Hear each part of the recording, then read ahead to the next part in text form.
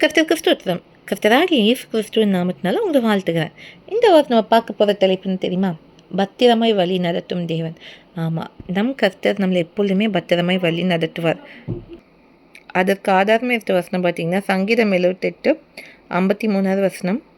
அவர்கள் பயப்படாதபடிக்கு அவர்களை பத்திரமாய் வழி நடத்தினார், அவர்கள் சத்துருக்களை கடல் மூடி போட்டது. எவ்வளோ அழகாக இந்த வசனம் நமக்கு சொல்லுது பாருங்க. இஸ்ரவேல் ஜனங்கள் பயப்படாதபடிக்கு கர்த்தர் என்ன பண்ணுறாங்க, எகிப்தில் இருந்து கூட்டிகிட்டு வராங்க. அதில் முக்கியமான வார்த்தை பத்திரமாய் வழி நடத்தினார், அவர்கள் சத்துருக்களை கடல் மூடி போட்டது. இன்றைக்கி நம்ம வாழ்க்கையிலேயே அநேக காரியங்கள் நம்ம பயப்படுற மாதிரி இருக்கலாம். ஆனால் இதில் என்ன சொல்லியிருக்குன்னா, பயப்படாதபடிக்கு.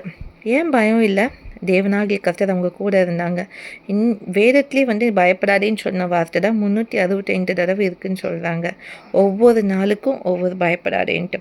இன்றைக்கி கர்த்தர் நம்மளை பார்த்தா தான் சொல்கிறாங்க, இன்றைக்கி நம்ம வாழ்க்கை பாரு எப்படி இருக்குது, என்ன நடக்க போகுதுன்னு தெரியாமல் இருக்கலாம். ஏன்னா இஸ்ரவேல் ஜனங்களுக்கு அப்படி எகிப்துலேருந்து போகும்போது என்ன நடக்க போகுது, அடுத்தது எங்கே போக போகிறாங்க எதுவுமே தெரியாது, எப்படி கானானுக்கு போக போகிறாங்கன்ட்டு.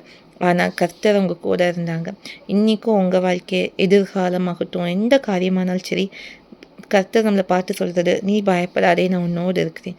இந்த வானத்தையும் பூமியும் படைத்த தேவன் நம்ம கூட இருக்கும்போது நம்ம பயப்பட தேவையில்லை. நம்ம போகும் பாதை நம்மளுக்கு தெரியாமல் இருக்கலாம், ஆனால் அவருக்கு எல்லாமே தெரியும். நாளைக்கு என்ன நடக்கும் எல்லாமே தெரியும். நம்மளை பத்திரமாய் வழி நடத்துவேன்னு சொல்கிறாங்க. இன்றைக்கி நீங்கள் நினைக்கலாம், எனக்கு உதவி செய்யவோ எதுவுமே யாருமே இல்லை, இந்த காரியத்தை எப்படி செய்ய போகிறேன், இது என் வாழ்க்கை பத்திரமா இருக்குமா, சேஃபாக இருக்குமான்ட்டு, என் தொழில் சேஃபாக இருக்குமான்னு நீங்கள் நினைக்கலாம். கர்த்தர் பத்திரமாய் வழி நடத்துவார். அது மாத்திரம் இல்லை, அவர்கள் சத்துருக்களை கடல் மூடி போட்டதுன்னு இருக்கு. இஸ்ரவேல் ஜனங்களுக்கு விரோதமாக வந்த சத்துருக்களை கடல் மூடி போட்டது.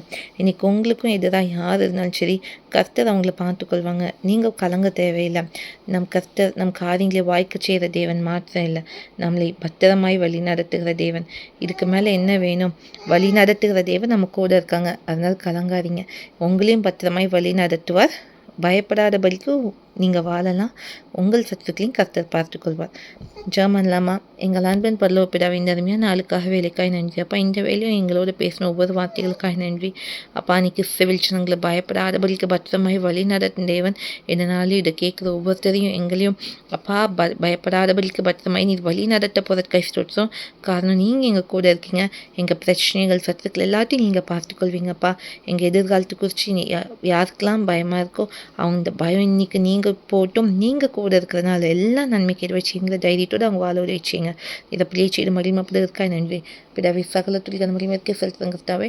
மீட்புறம் ரஷ்மை கிறிஸ்து நீர் என்று நாமத்தில் சிவங்களும் தாழ்மையாக இருக்கிற பிதாவே. ஆமென்.